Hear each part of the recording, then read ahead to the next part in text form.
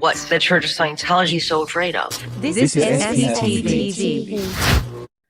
Hi guys, and welcome back to SPTV for another episode of SPTV. What is Scientology so afraid of?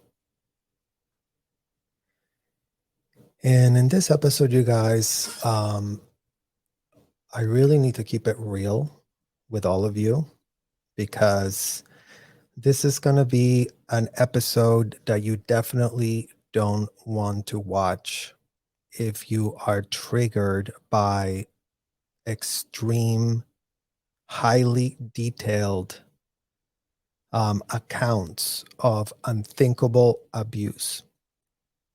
And in this specific episode, we're going to be reacting to editor Thomas C. Tobin of the Tampa Bay Times that has been on the story of Scientology for a very, very long time. And this was their video that they added to their series about Debbie Cook. So there's a lot of graphic, detailed, horrific explanations of what these people were doing. And today we're going to specifically focus on all the corroborating details that are in this story that are going to start painting a much bigger, fuller picture that for whatever reason, everyone at the Tampa Bay Times has decided to literally cover abysmally. And we're talking about, specifically, we're talking about, you guys, the amount of kids that were stuck in these hotels under the executives that the Tampa Bay Times has covered ad nauseum, and specifically speaking about Debbie Cook, because she definitely had a ton of minors that were her juniors. And she was really at the top of that pyramid scheme at the Fort Harrison Hotel. So she was senior to every last minor that was inside that hotel. And again, also shout out to Angie Blankenship, who ran the CMO, who is Debbie Cook's co-conspirator, who, come to find out, is also on Monique Yingling's payroll to shut the hell up. So these women are out there collecting checks for themselves, having a jolly old time, while they could not be any less bothered to come with real accountability, with real self-reflection, with real grace, not just these segments where, as we have very much called out Debbie Cook for her self-serving ways that she's utilizing everyone in the media. So it's time to really put it all together and give context to that which is being suppressed. And quite frankly, going back to this Scientology story, you guys, I cannot emphasize enough. This government cannot come to your rescue if you're making bad choices. What the problem is that everyone keeps pretending that as long as these adults, as long as these parents brought their kid and put a full-blown stamp of approval and endorsed the abuse and gave all manner of power, all manner of legal, take over my kid, emancipation, whatever, it didn't matter. So all of that needs to really start being considered, as we really have to figure out what in the hell needs to change, because we're so sick of this conversation that literally goes nowhere, because yet again, like, no one as an adult can come and save you for making bad choices. But every last child that's 21 and under, that we would know firsthand what they are subjected to. We know firsthand how zero advocacy there is for them. So it's them who we're shouting out in this video. But the part that's hard about this video, you guys, is that it is unthinkable that all of these executives were doing these horrendous, disgusting things at the whole. So we're going to go over specifically what was similar and what was different from the hole that Debbie Cook is talking about here, the one that she went to, the adult-only hole. There haven't been any cases reported where minors were sent there. And we're going to then start really contextualizing what in the hell went on in the hole that Debbie Cook was overseeing. And then we're going to bring up all the matter of names of other people that were also there. So yet again, please do not watch this if this is going to really trigger you. So take care of your mental health first and foremost. And for all of those who want to understand what the hell's going on and who want to lend us a hand to protect and advocate on behalf of the minors, please follow us. Please like, please comment, please ask questions. Like, you know, we're coming here saying, ask me anything. So if there's anything that's not clear, if there's anything that we're not being clear about, if there's something that's confusing, we welcome the questions. I try to answer as many as I can. So I really appreciate that you're taking the time to give this very important issue finally some attention, that everyone's been running around trying to, you know, squash our voice and keep us completely muzzled. But we're not muzzled anymore. So let's get into the video. Sweet. How do you feel as a human being? You feel completely degraded, very, very sort of terrified that you may have to go through another one of these confessions, or maybe that you would get beaten up, or, you know, you're also, because you haven't been sleeping, you're in a horrific mental state. And you were a 40-something-year-old woman with a very, very respected job. Yes.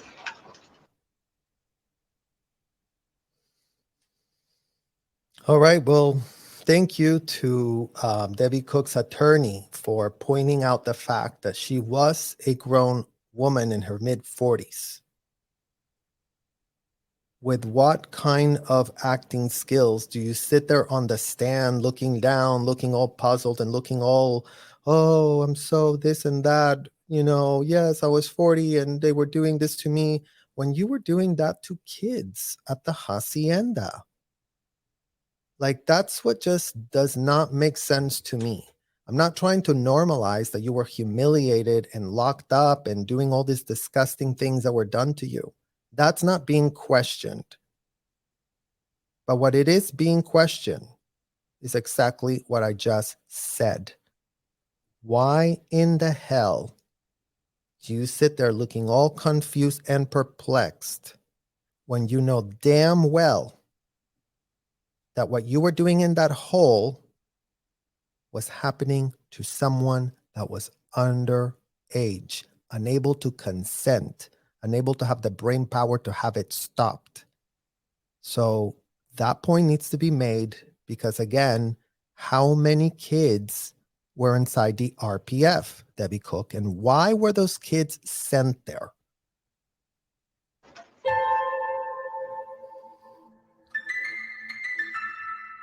Former Scientology executive Debbie Cook was the first to give sworn testimony about a place known as the Hole.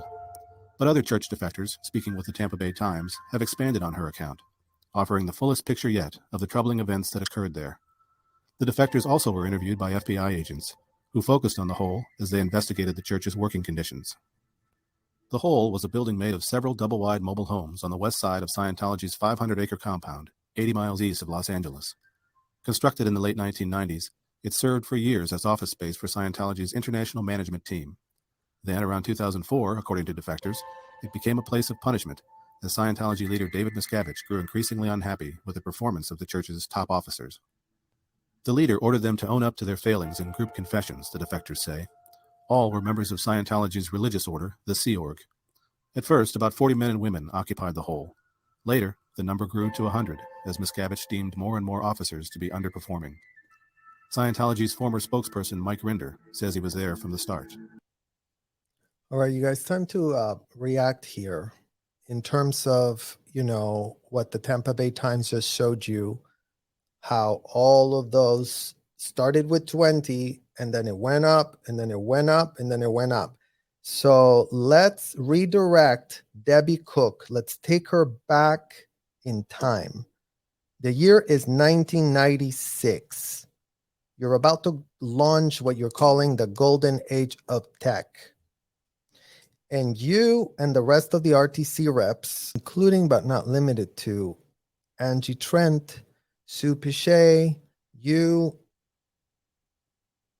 and all manner of other people that knew what was going on and what was about to happen to me in that hole.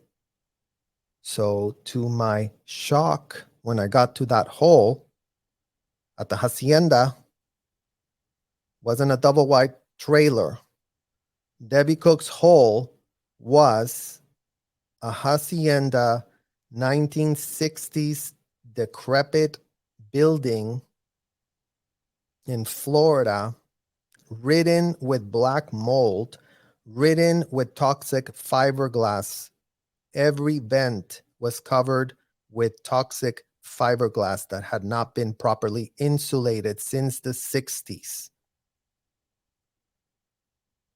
So as much as we want to shed a tear for you, Debbie Cook, about your horrible experience as an adult, you never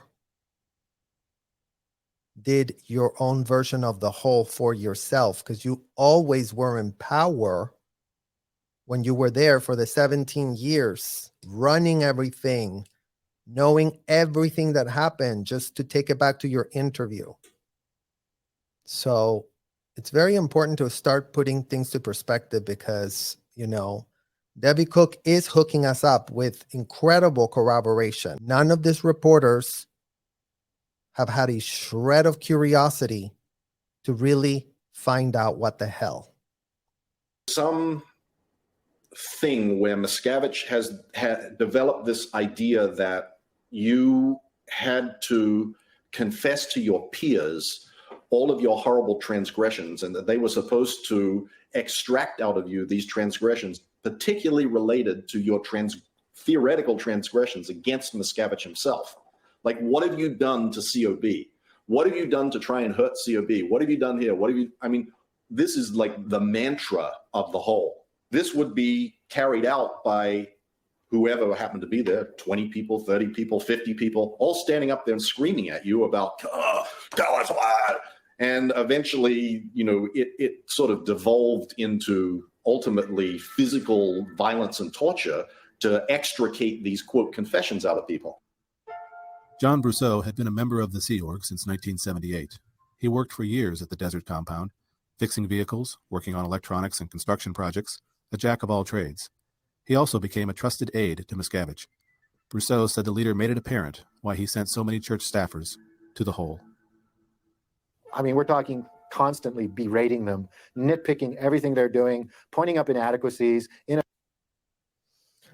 So here's another corroboration that describes perfectly the way that Debbie Cook ran her hotel. Berating, completely nitpicking, and being highly inappropriate with, again, minors,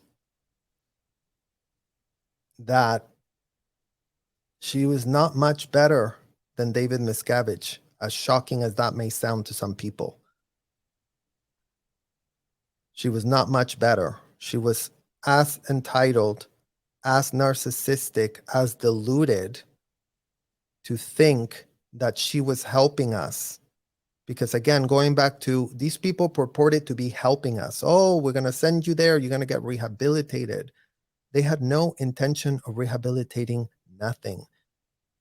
If Debbie Cook sends a literal minor into her version of the whole, where also Debbie Cook has sent every last man that self-admitted felonies on the subject, that you can just imagine what we're exactly referring to. So yet again, it's the juxtaposition of the holes of Debbie Cook were filled with self-admitted felons. The worst of the worst were there. And they weren't high executives. They weren't the top of the top. They were literally the trash of the trash. So Debbie Cook takes it upon herself to think it was really bad for her to end up in this hole filled with adults where at least there weren't any self-admitted felons that were into doing what the ones that you sent to your hole, Debbie, were all about. And the fact that you full knew that, it's not like, oh, we had no idea that he had that perversion. You knew it. You just didn't care.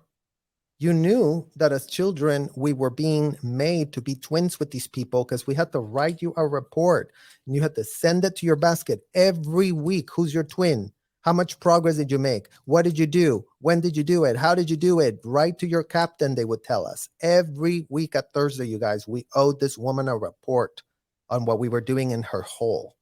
So, yeah, Debbie Cook can claim that her hole was more sanitized because, as you'll get to see here, you know, there was no rhyme or reason for the adult hole that they were all a part of. It seems like, you know, how Rinder says that, you know, David Miscavige was coming up with all these weird ideas on how to interrogate and how to extract and how to whatever.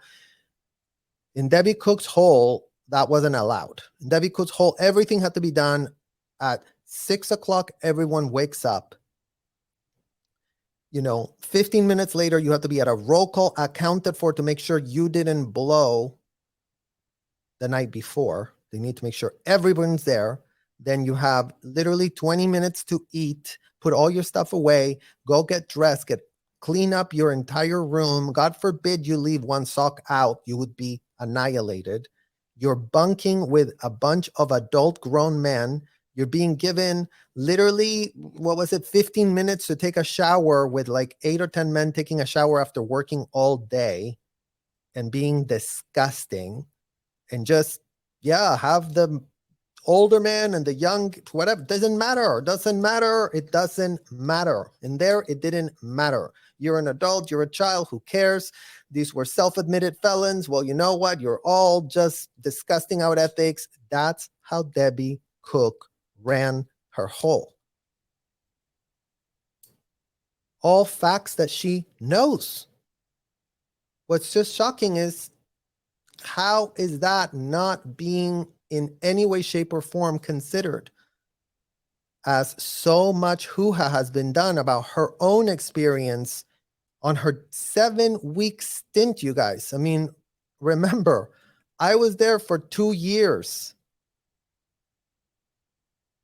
And I was the so-called superstar that finished it so fast.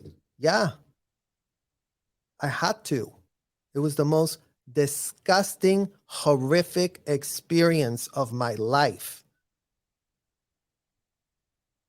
So it's very important to juxtapose this, because the Tampa Bay Times did do us a lot of favors putting all these images here and showing everybody what in the hell is really going on in the holes. And since we've heard about the one in California ad nauseum, what we haven't heard is what in the hell is going on in Debbie Cook's hole. So that's what we're going to continue exposing here.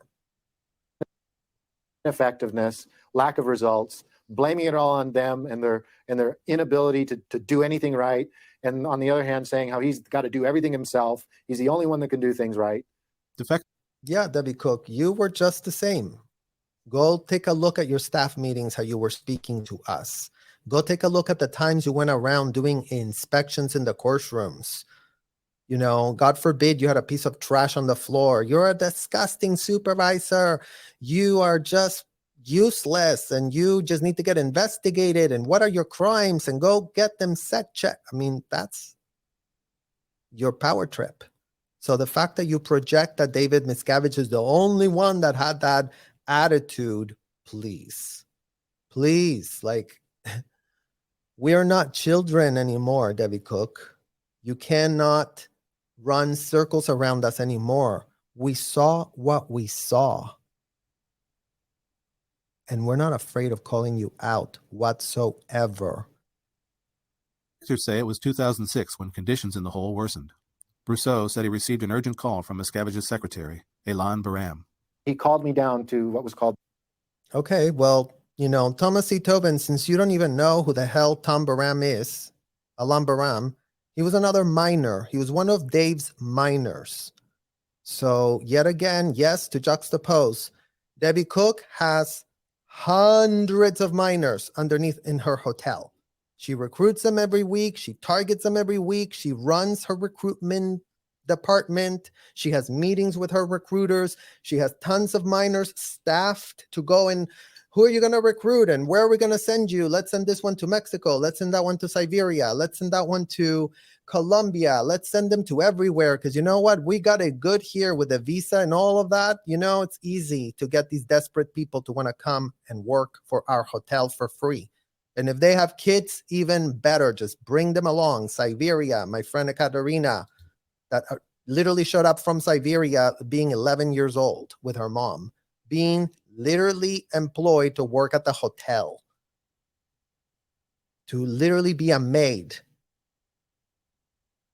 So, yeah, thank you, John Brousseau, for telling us about David Miscavige so we can also tell you about Debbie Cook, the one that, you know, you will see the Tampa Bay Times is obsessed with laundering her image because they cannot seem to think that out of all the dysfunction they've heard so far, the people that were literally at the top of the food chain with literal juniors that were literal minors have any questions to answer. There's been no pressure, no questions. Oh, yeah, sure. Okay. So what did you want to say? Oh, yeah. Okay, cool. Let's go. So let's continue analyzing. The CMO in trailers. So I went down there and I met him and he said to me, COB wants this place made secure. He's worried that some of these people might blow. He wants you to put steel bars on all the doors except these.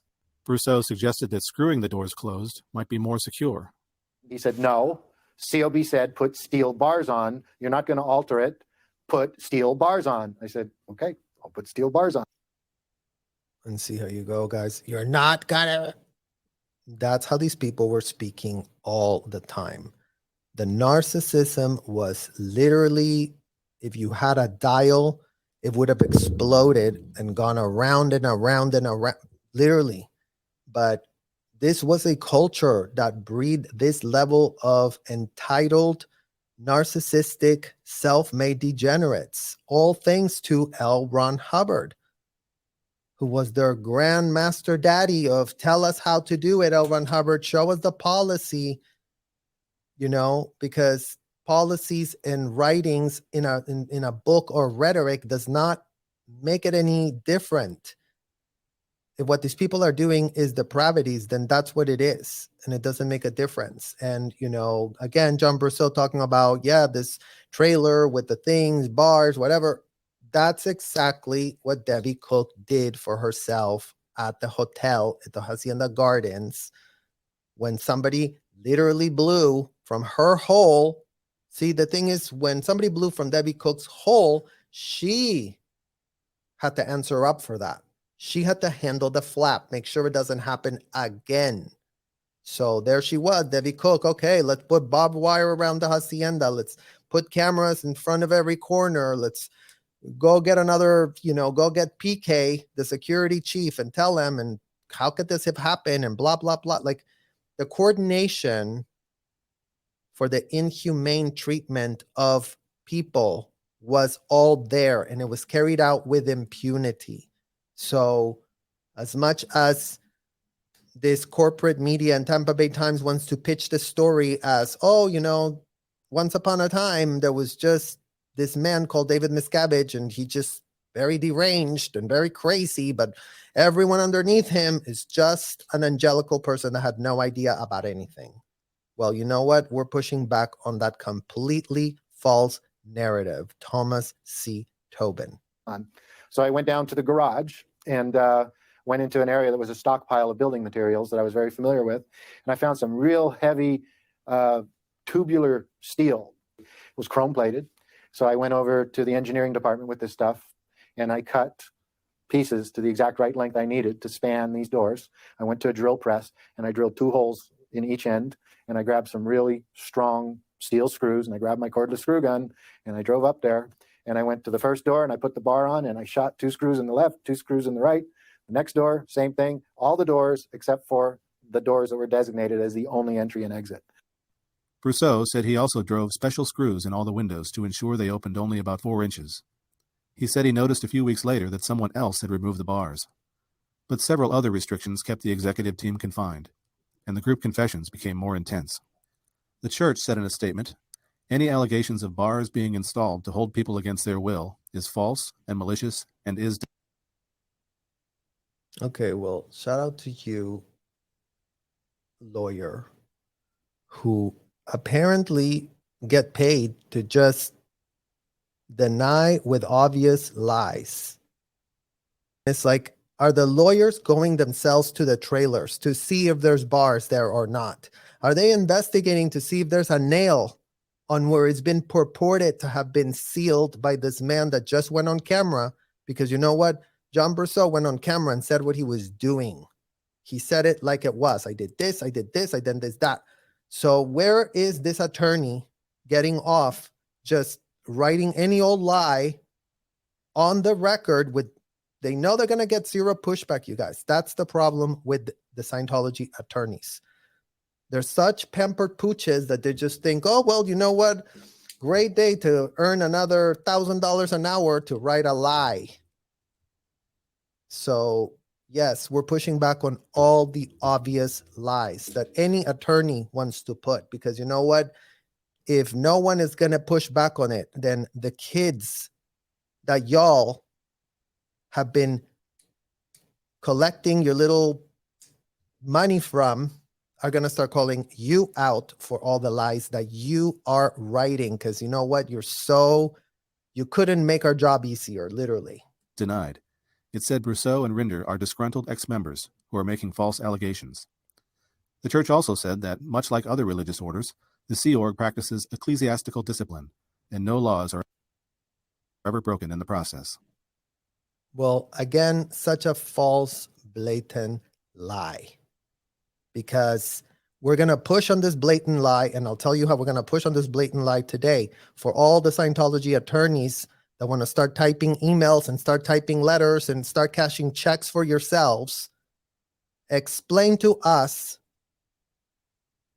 with facts, not lies, not posturing, not just dumping the word church, ecclesiastical every other line so that you can, circumvent all manner of laws, of all the toothless laws that are in the books that apparently y'all went to school to really study.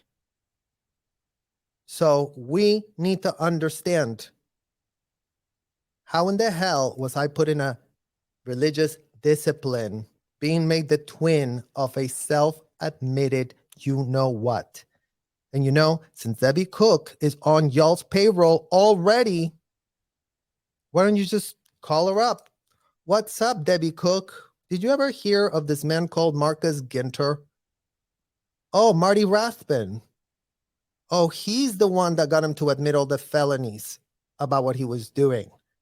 Oh, and it was not in a session. It was in an ethics interview. So it was non-actionable. So it's literally not even protected by this, whatever we've been calling penitent priest, whatever, right?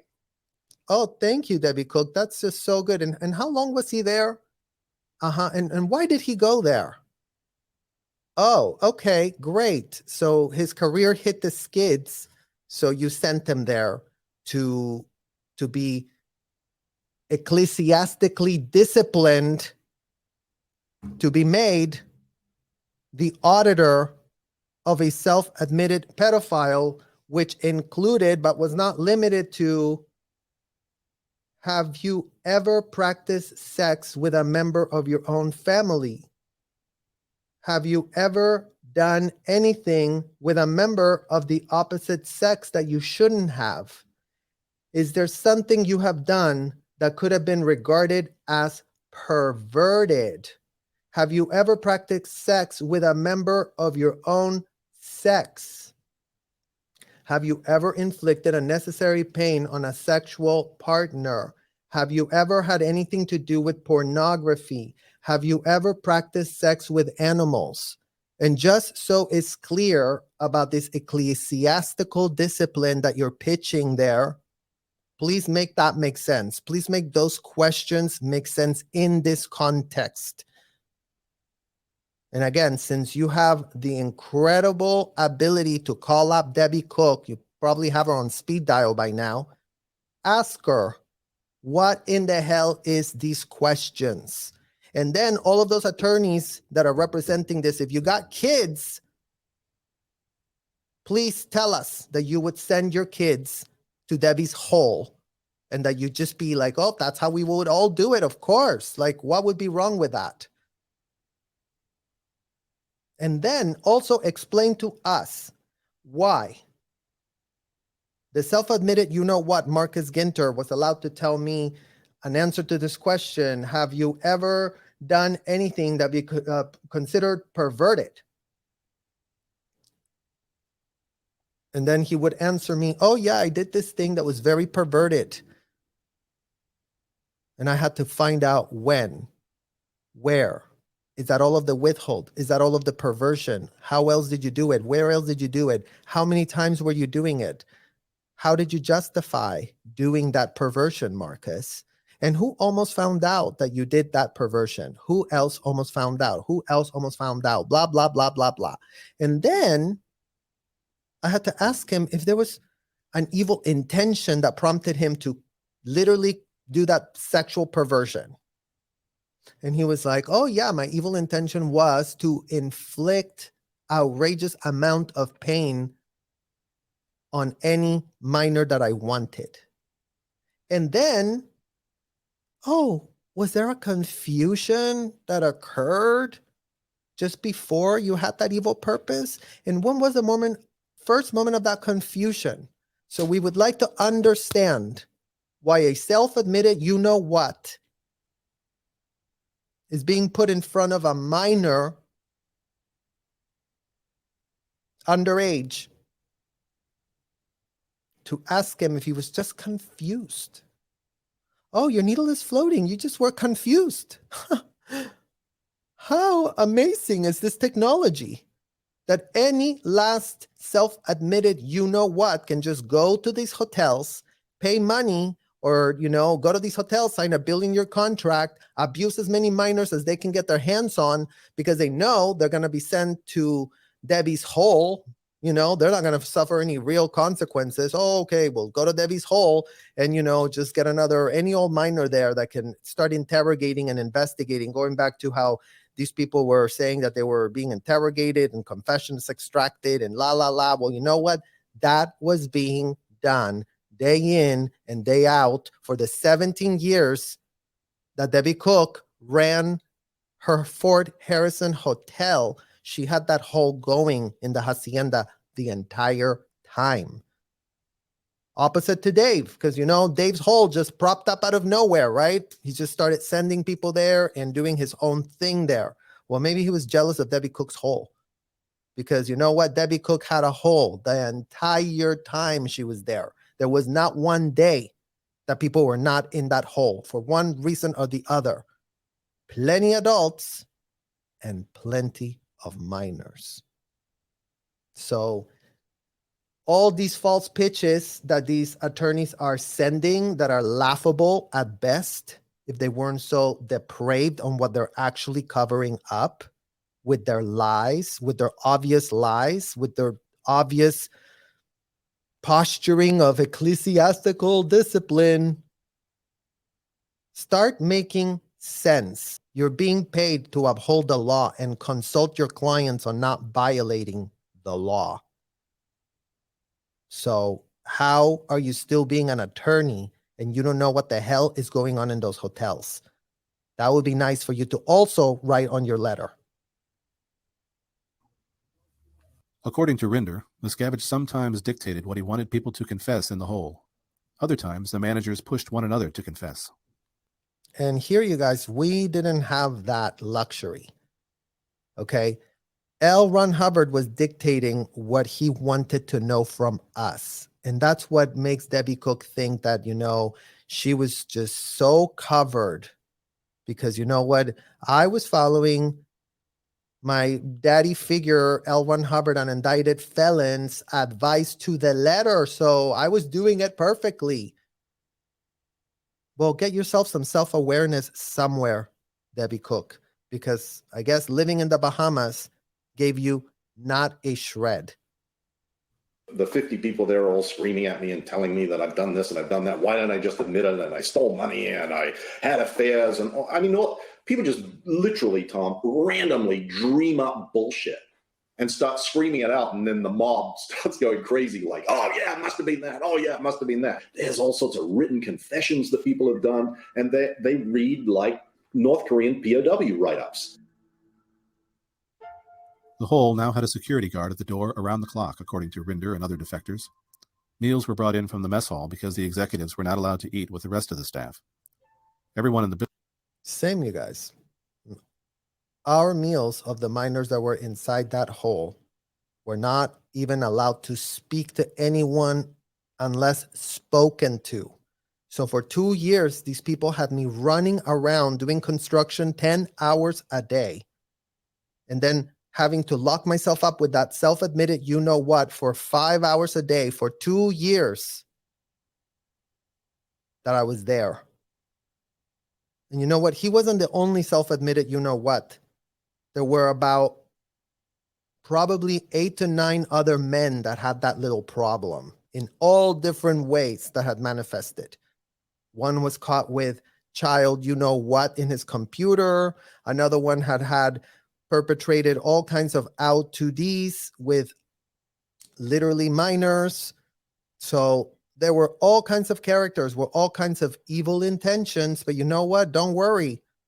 Debbie Cook is going to make sure they get rehabilitated by reframing all their depravities as confusions. Because you know what? Since Daddy L. Ron Hubbard told me that that's what you do and that's how you find something and that's what you whatever, then you know what? We must be going somewhere.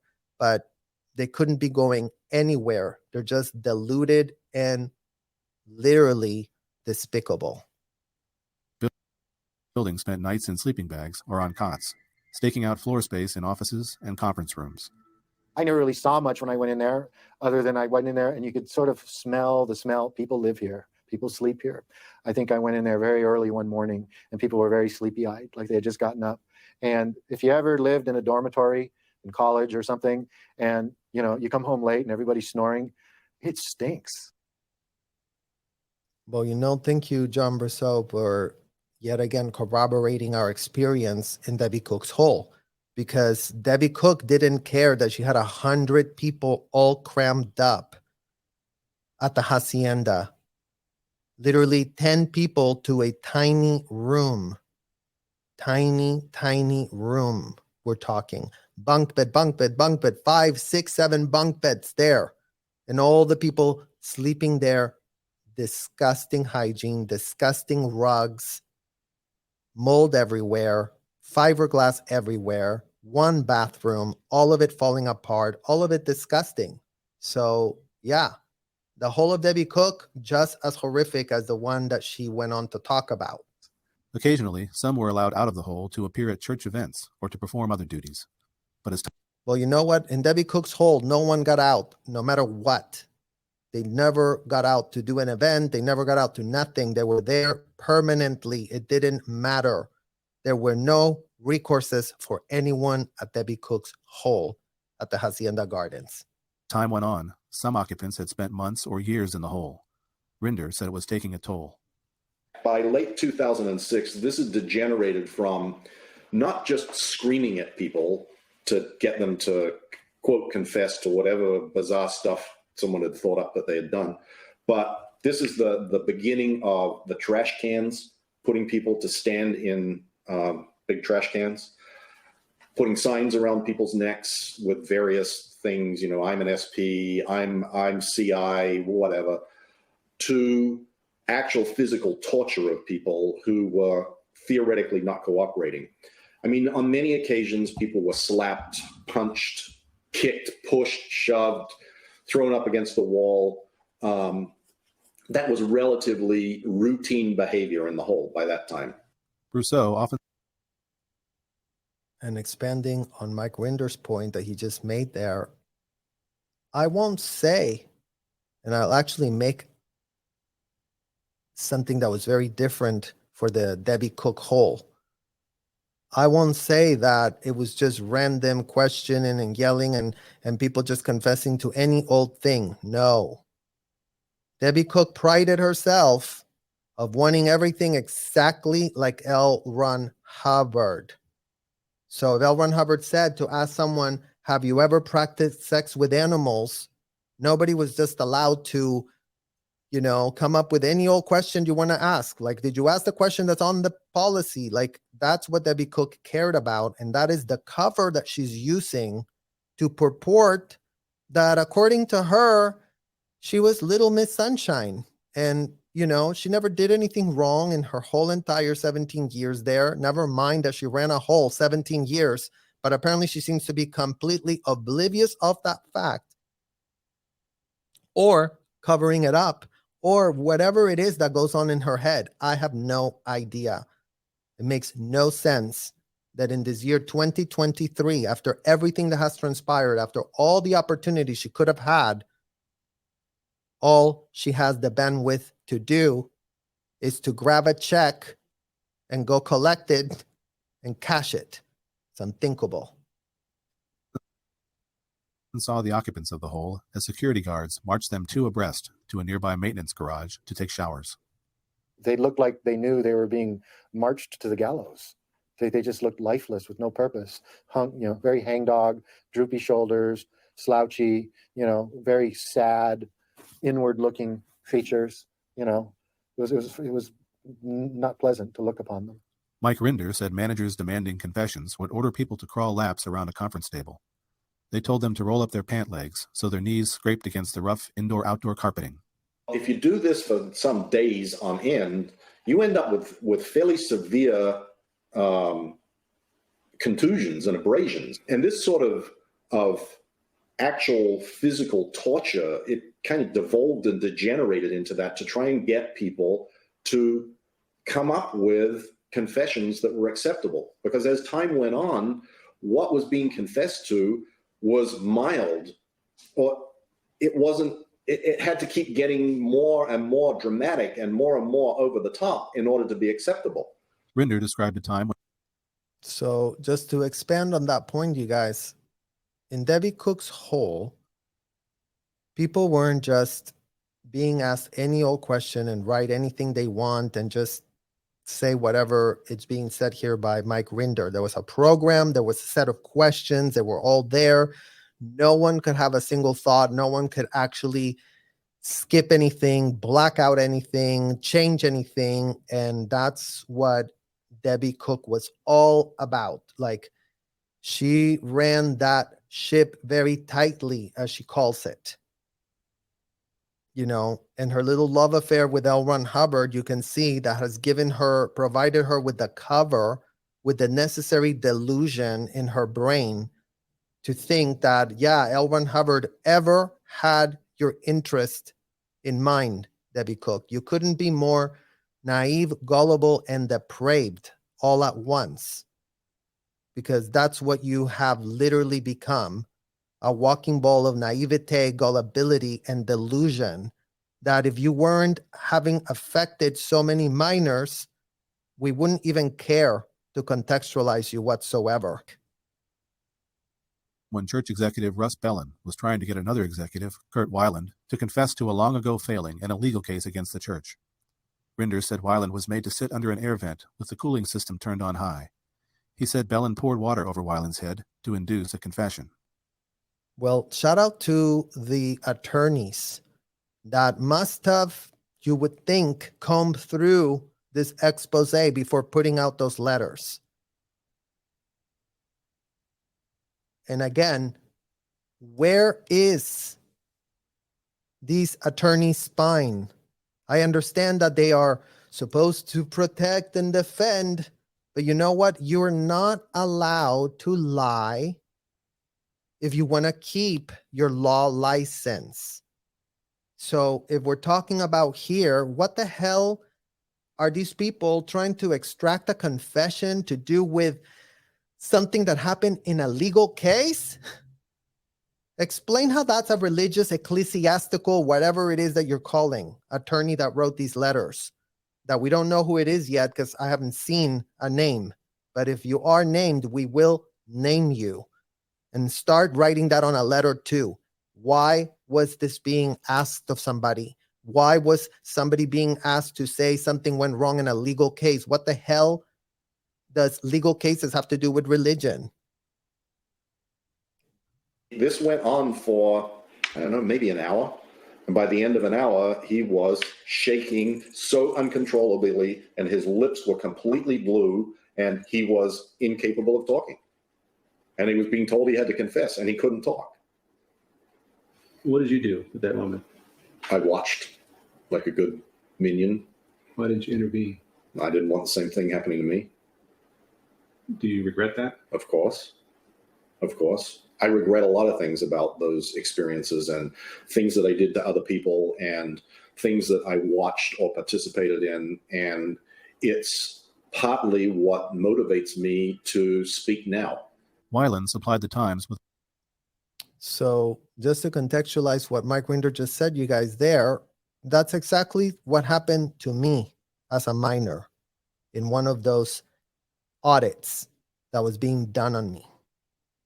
Okay. When I was on the second dynamic form, this questionnaire being literally ministered, to grab little Monique Yingling's pitching word, while the self-admitted you know what was ministering, asking me if I've ever had sex with animals, I had a full-blown meltdown. I was crying. I was wailing. My whole entire hands were numb, like my circulation was stopped, like I was having like ants all over my hands. They were trying to restrict me from getting out of the chair. I wanted to leave. I wanted to get out. I didn't want to be abused anymore. And the more you resisted, the more they forced you. So Mike Rinder just exactly corroborated that exact part and fully contextualized how a literal minor that has a self-admitted you know what as his so-called minister, to literally borrow Monique Yingling's word, ministering the confessional minister. So yeah, this is exactly how the interrogations went, you guys. This is exactly how depraved they were. This is exactly how nobody wanted to help anybody in those hotels. Let's start with that fact right there. With a sworn statement saying the water incident with Bellin never happened. Church officials declined. Shout out to you, Kurt Weiland. I declare under penalty of perjury. So all of these false affidavits that are sent, I guess, mean nothing, because who's literally going to hold this man to see if he's really like going to go for the penalty of perjury? You know, yet again, like one of these laughable, toothless things that the law has in its books, because we've yet to see a shred of accountability, a shred of teeth to take anything seriously. So start by making that make sense. Under the penalty of perjury, why are these people submitting false affidavits and seeing not a shred of a consequence, not a shred of an indictment over perjury? How many affidavits have been submitted by Scientology. It's almost a joke that all these journalists make. We got 30 affidavits. Well, yeah, well, then start investigating them and start making them have some consequences if they're just straight up lying. Because otherwise, what the hell is going on? Honestly, if everyone's just so blasé about everything, how in the hell is any child stuck in that hotel ever have the chance to see the light of day? To be interviewed, they responded with a general statement and did not answer detailed written questions about the hole. A church lawyer told ABC News that the hole does not exist and never has. Debbie Cook said Miscavige himself showed her the hole after he summoned her from Clearwater to work at the California compound in 2005. She told her story in court after the church sued her for violating the confidentiality agreement she signed when she left the staff in October 2007. Cook took the stand in a Texas courtroom on February 9, 2012. Mr. Miscavige briefed me about it and explained that he had put about 40 executives of Scientology International basically locked up into a room called the Hole. And he took me there personally and showed me. In May, Interesting, Debbie Cook, because we have yet to hear a single shred of a mention of your hole. So keep pointing the finger at this little angle you found for yourself, but don't be surprised that you're getting called out. You know, only taken over a decade for you to get called out. In 2007, after leading the church's Clearwater operations for 17 years and filling in at the California. And there you go, guys. See Debbie Cook in full uniform. This is how this woman literally ran around the hotel. Let's just really take a look at what it is that she shows here. Okay, she ran around screaming at kids in that uniform. She went around yelling. She went around berating, slapping the minors that were enslaved by her. The minors that had to press her uniform. The minors that had to go grab her shoes. The minors that had to make sure every meal was perfect for her. The minors that had to literally give her massages because she had some sort of some sort of problem. So physical problem. And she was like, oh my God, I have to go give the massages to Debbie Cook because, we were not getting any massages. We were getting yelled at. We were getting screamed at. We were getting sent to wash dishes if we didn't make the money quotas that she was setting on us. So I want it to be put fully in perspective how this woman that was cosplaying being a lieutenant commander of a ship that does not sail an inch is the one responsible for her own delusions of grandeur as she pitches herself as a total victim that just had a hard time in her last little 7 weeks that she was in those hotels. California base. Cook herself fell out of favor with Miscavige. I was on the phone to him. I was in an office. Someone was pounding on the door. Because I was on the phone to him, I didn't answer. I was trying to be on the phone and talk to him. And then after the beating stopped, and then someone pried the window open of the office that I was in, and 2 big guys came in through the window. And Mr. Miscavige said to me on the phone, "Are they there?" And I said, "Yes, they are." And he said, "Goodbye." And 2 men physically took me away to this trailer area, which is called the Hole. It had bars on the windows, and the one entrance was guarded by security 24 hours a day. And it contained in it, at the time that I went into the Hole in May of 2007, there was over 100 top Scientology International executives that had been put there. You ate there, you slept there on the floor, and you never left with the exception of a brief period to go take a shower. What would y'all do all day long? You're 24 hours a day in the Hole. What would go on? Did it have a routine or? There was no routine. It sort of depended on different things, but most of what was going on were these bizarre confessions that are, I would really like to state that they are not any kind of standard Scientology practice. I mean, literally on the stand, Debbie Cook, literally on the stand. Standard Scientology practice. David's confessionals were so bad because we were so inconvenienced. We were such high-ranking executives that how inconvenient for us to be questioned that. And you think that me being asked if I've ever practiced sex with animals is all just a jolly old time because what? Because L. Ron Hubbard wrote it? What kind of self-awareness could you possibly have to sit there making it about how you had it going on? And, you know, if it wasn't for David, who came up with this other weird concept, I don't know. And I can't speak to whatever the hell you guys were doing over there.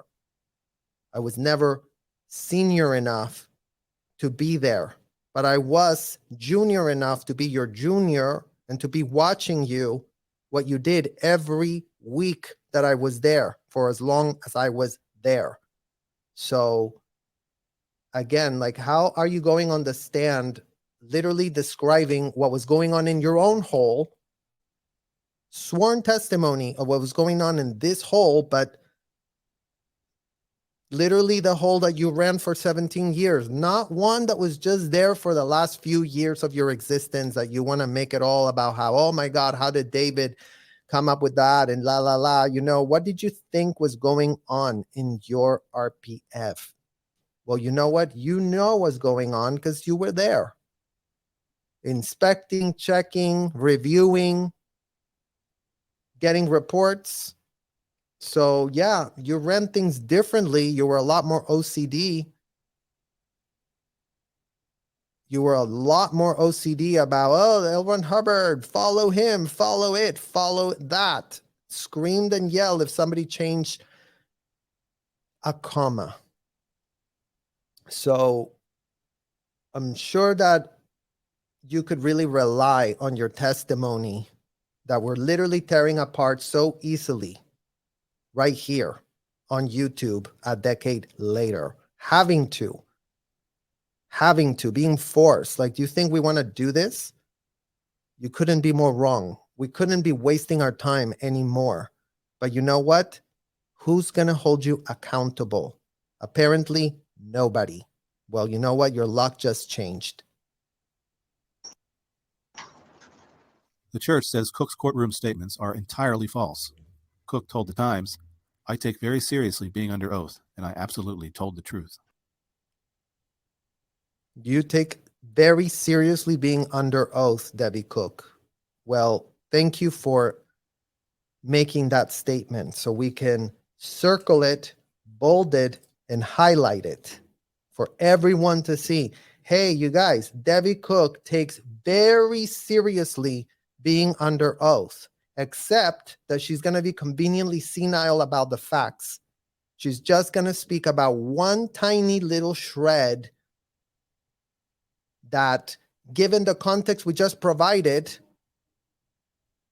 everyone can see how misdirecting and self-serving you've been as you point the finger at David Miscavige is the problem, and I'm just having a jolly old time ready to get back on the hotel as soon, you know, you either get him out of there so I can go back to my hotel, or then give me checks from Monique Yingling, and then I will then keep my mouth shut.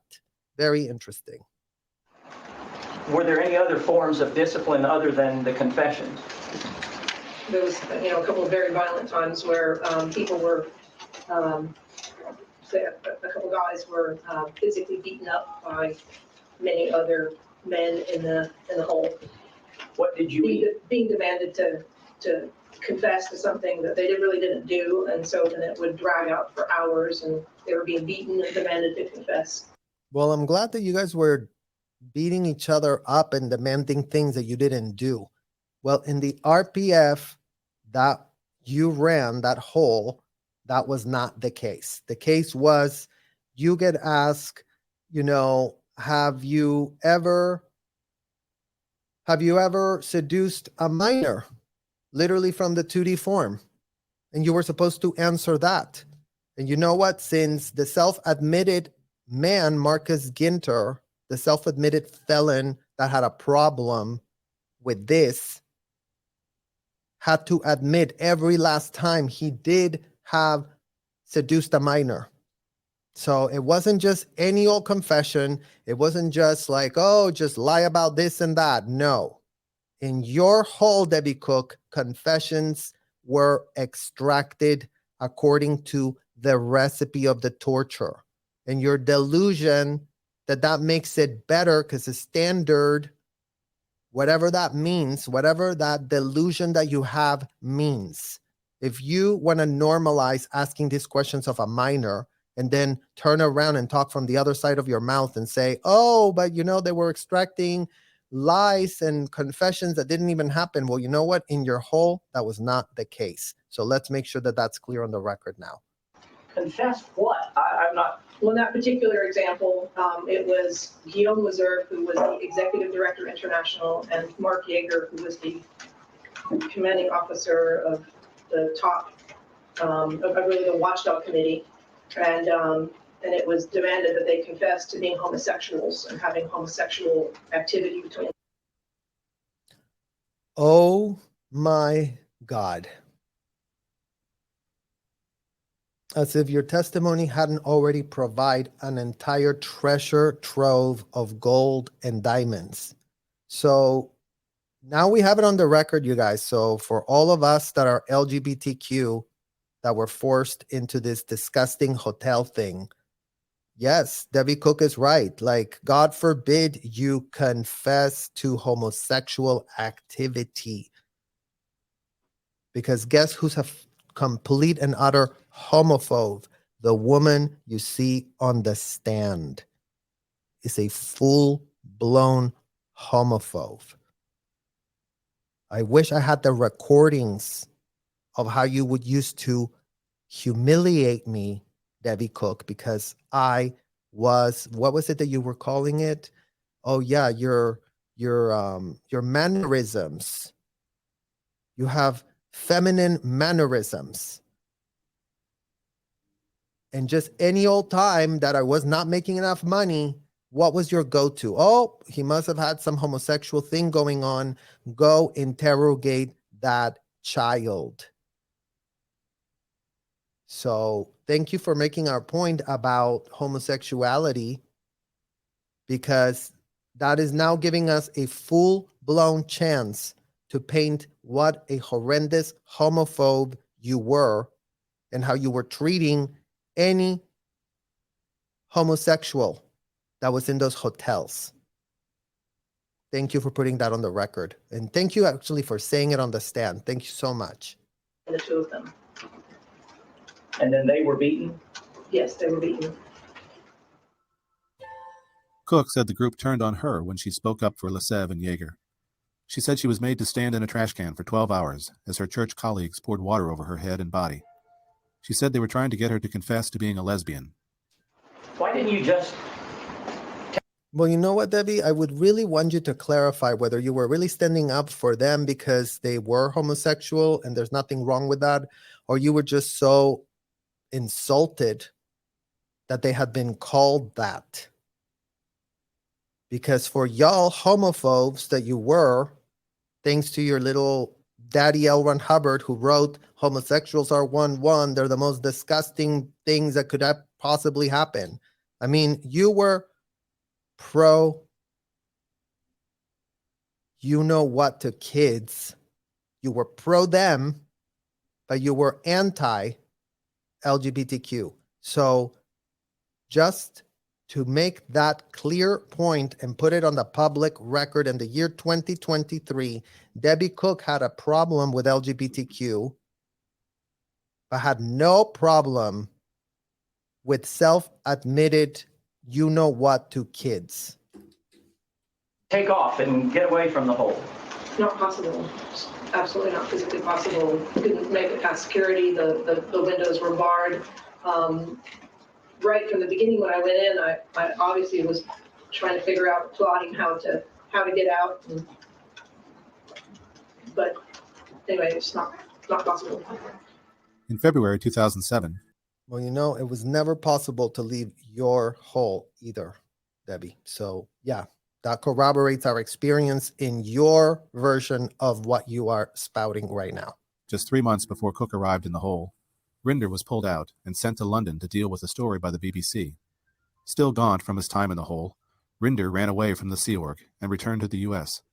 He did not alert authorities to conditions in the hole, fearing it would damage the church.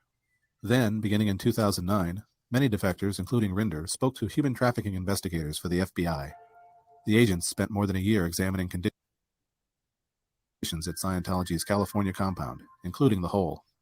According to former church members who were FBI witnesses, the investigation lost its momentum in late 2010. Scientology officials questioned whether there ever was an FBI investigation. However, the Times interviewed numerous former church members who said they spoke with agents for hours. Some produced emails and text messages they had shared with the agents. By 2010, according to Brousseau, the church officers who had been in the hole for years were allowed to sleep in regular rooms and eat in the mess hall, but they were still reporting to the hole daily. In March of that year, after 33 years in the church, Brousseau came to a realization that changed his life. I remembered Guillaume Lesave when he was such a dynamic, upbeat, vibrant person. And I remembered Heber Jensch. And I remembered, just dozens of these people. They were just so alive. And I looked at them now, they were just these.